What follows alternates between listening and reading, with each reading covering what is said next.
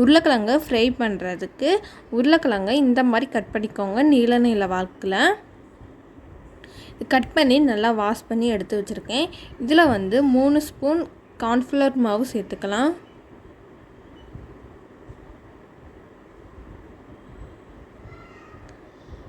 இதுக்கு தேவையான உப்பு சேர்த்துக்கோங்க. சேர்த்துட்டு நல்லா மிக்ஸ் பண்ணி எடுத்துக்கோங்க. எல்லா உருளைக்கிழங்குலையும் கோட் ஆகணும். நல்லா மிக்ஸ் பண்ணி எடுத்துக்கோங்க. எண்ணெய் நல்லா காஞ்சிட்ருக்கு. இதில் போட்டு ஃப்ரை பண்ணி எடுத்துக்கலாம்.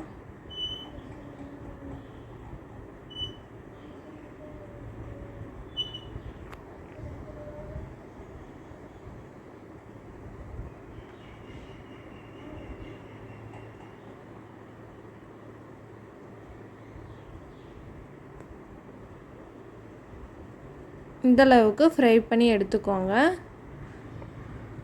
இது தனியாக எடுத்து வச்சிடலாம். இன்னொரு கடாயில் கொஞ்சமாக எண்ணெய் சேர்த்துக்கலாம்.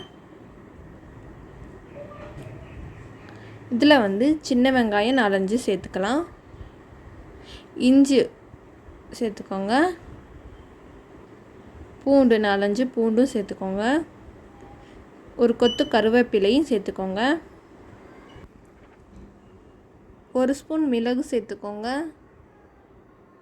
1 ஸ்பூன் சீரகம் சேர்த்துக்கோங்க. 1 ஸ்பூன் சோம்பும் சேர்த்துக்கோங்க.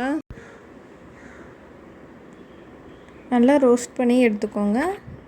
இது கூடயே துருவன தேங்காய் சேர்த்துக்கலாம். கொஞ்சமாக ஒரு கைப்பிடி அளவு சேர்த்துக்கோங்க. தேங்காய் சேர்த்த அப்புறமா இதையும் சேர்த்து நல்லா ரோஸ்ட் பண்ணி எடுத்துக்கோங்க. தேங்காய் வந்து நல்லா வறுபடணும். அது வரைக்கும் நல்லா வறுத்து எடுத்துக்கோங்க. இந்தளவுக்கு வறுத்து எடுத்தோன்னே மிக்ஸி ஜாரில் கொரகொரப்பாக அரைச்சிக்கலாம். ஒரு கடாயில் கொஞ்சமாக எண்ணெய் ஊற்றி பச்சை மிளகாய் 2, ஒரு கொத்து கருவேப்பிலை சேர்த்துக்கலாம்.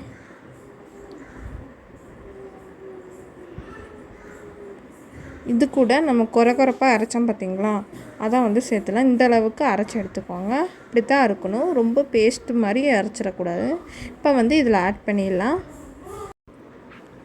அரைச்ச விழுதை வந்து இதில் சேர்த்துக்கோங்க. சேர்த்துட்டு ஒரு 5 நிமிஷம் நல்லா ரோஸ்ட் பண்ணி எடுத்துக்கோங்க. இப்போ வந்து இது கூட மிளகாய்த்தூள் சேர்த்துடலாம். வீட்டில் அரைச்ச குழம்பு மிளகாய்த்தூள் 1/2 ஸ்பூன் சேர்த்துக்கிறேன். உப்பு தேவையான அளவு சேர்த்துக்கிறேன்.